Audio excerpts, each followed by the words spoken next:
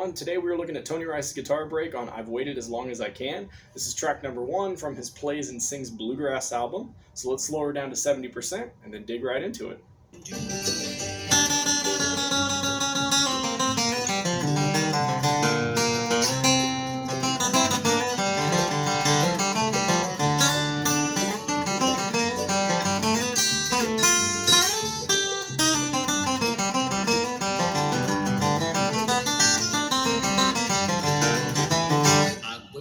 Alright, so first things first, we are in the key of G, no capo. So whatever note names I throw out there are the actual note names. You don't have to worry about transposing anything based on a capo. That's it. Now, we've seen Tony Rice solos where he's kept it very simple. He's really just hammered out the melody, maybe added some subtle embellishments.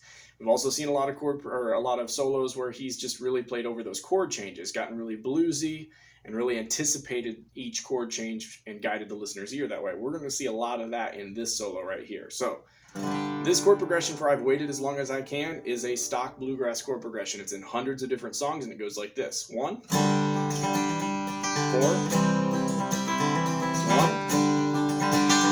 5, 1, 4, 1, 5, 1. Rinse and repeat. Okay, so get real comfortable with it because you're going to hear it a lot. All right, so in this solo, he does a lot of anticipation. So let's talk about that first change from the 1 chord to the 4 chord. It goes like this.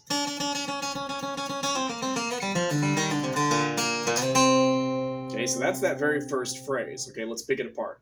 All right, so he starts that phrase with a bend, right? So put your second finger on the 2nd fret, that C sharp note or that D flat note. You're going to bend it a half step up to D or almost to a half step up to D. Okay, and then drop it back down. Hey, that is tough to do. All right, as bluegrass guitar players, typically string bends are not something we normally include in our toolkit. I'm not saying that we don't do it from time to time, but it's tough to do on these strings because these are medium gauge strings. A lot of bluegrass guitar players play mediums to heavies. Okay, so 13s to 56s or above. This is a set of D'Addario EJ17s. That B string diameter is 0.017 inches. May not sound like a lot, but it's a lot. Okay, string bends are typically reserved for like rock and roll and blues, where guys may be playing some lighter gauge strings. Again, there are exceptions to the rule, but that's just kind of what I've noticed over the years. And to play them on medium to heavy gauge strings, it just requires a lot. So you almost have to get on the underside of that string and really push and use both of these fingers. That's the trick. For me anyway, that first finger is helping out just as much as that second finger is, okay? That's what I've noticed. I don't know Tony Rice's exact setup. I know that there are a lot of folks out there that have really dissected his approach and like what he's using. And if you know it, go ahead and drop it in the comments here. But I just have to assume that he's using medium to heavy gauge strings. His tone is just too thick to be playing on light gauge strings, okay? So that first phrase, you start with that bend, you play it for about 3 beats, and then drop it back down to that C sharp, right? And you play that for about 3 beats. All right, and then you've got that pull off. And it's kind of like a series of pull offs going back down to that B flat. And then you slide it back up. So when the notes change again, so I've got to pull off from that D flat to C natural, B flat, back to C natural, slide from B flat to B natural, G, F natural to D, G, pull off from E flat down to D, C, okay? Alright, when you land on that B flat, then you catch that other B flat on the G string with your 4th finger, and then you slide it all up 2 frets. Oops. Alright, so that phrase one more time.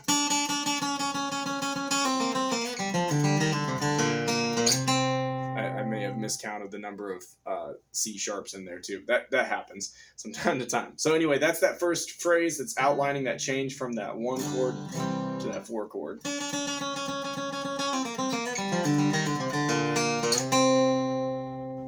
All right, so after you've made it to the 4 chord, right? You've played those C's. All right, then here's the next phrase.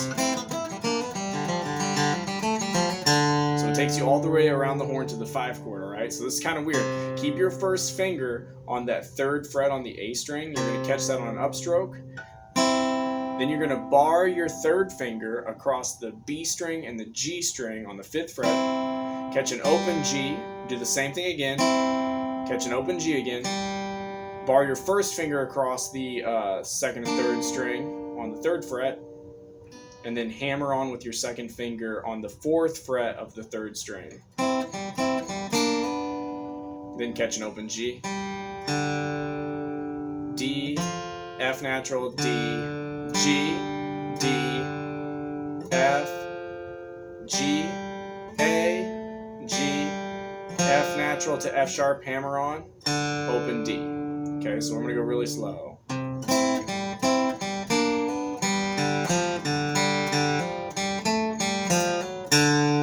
Okay, that's that 2nd phrase, or that 2nd chord change. All right, so after you've landed on that open D, right, then you're going to...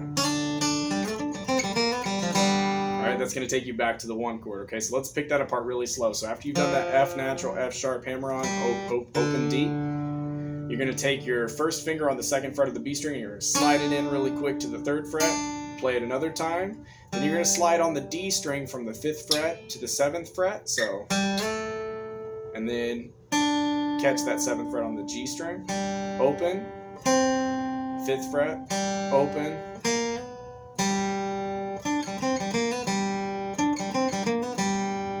okay,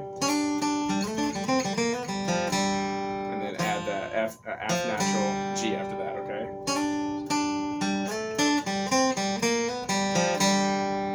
Okay.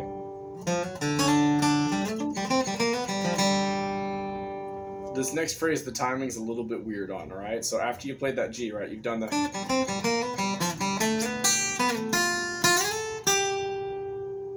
Okay, so after that G, you've got an upstroke, and you're going from A to B. You're sliding into it on the G string, catching that G up top, back down to an F, taking that F all the way to that A, and then catching that G on the B string way up there, okay?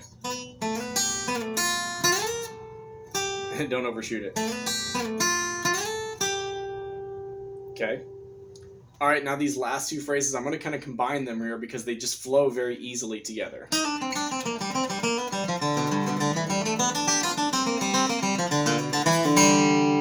right, so let's pick it apart note by note. You are on the 4th fret on the B string with your 2nd finger. All right, and you've got an upstroke, and you're going to play that E flat down to the D, C, D, C, B flat, G, C, G, B flat to B natural, hammer on, G, F natural, D, B, G, B, D, E, G, A, B, D, G, F natural, D, C, B flat, G, C, B, G, F natural, D, and then that G run. Okay, and it's really important that G run's right there. If you listen to where his break fits, it's right before the last chorus, and there's that stop right before that. So he can do that. I've waited to hear say you love me. That's right before that, so that's why that has to be there. So here's that last phrase again.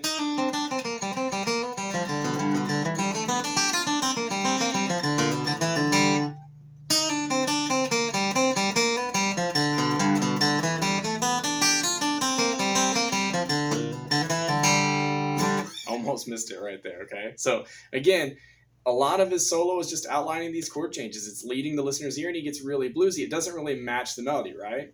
I've waited for you, and I've always been true, but this waiting no longer I can't stand. I know you've had time to make up your mind. I've waited as long as I can.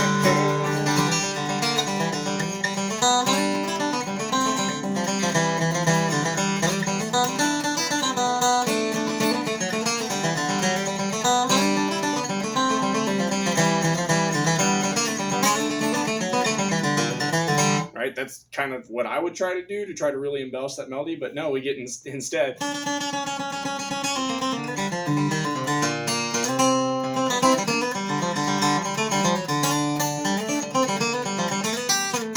mean, it's cool. It's cool stuff.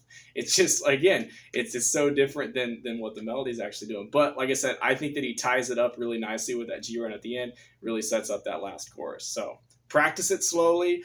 You've got my transcription notes here. Hey, do me a favor. If you figure out that middle section, that really weird timing thing, that whole thing, if you figure out how to actually write that out the right way, man, I would love to see it. So send me a link to your transcription notes so I can learn from this as well. Otherwise, good luck. Happy practicing. I'm waiting to